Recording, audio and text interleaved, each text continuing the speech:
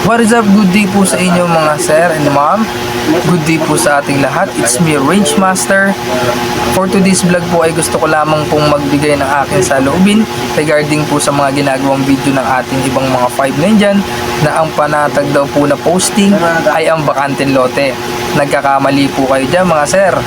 Kasi po, based po sa akin sariling experience, sa akin po mga na-deployan dati na bakanteng lote, agawan lupa, squatter areas, ay napapalabang po kami doon.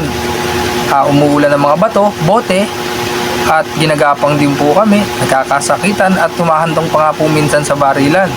Kasi po tandaan nyo, hindi po lalagyan ng kliyente ng gwardiya yan kung panatag naman po yung area. Ibig sabihin po, kaya po dideployan ng gwardiya yan dahil po may threat o may problema po yung areas na yon. So, kaya po sa mga nagsasabi dyan na ang bakanteng lote daw po ay hayahay at walang trabaho, oo nga po, tama po kayo.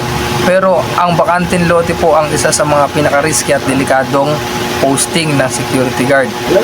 Ang makakaunawa lang po sa akin at makakaintindi ay yung mga guards po na naka-duty na at nakaranas na ng mga kagaya ng mga dinanas ko. Yun lamang po at maraming salamat po. God bless po sa lahat. Salute you mga sir.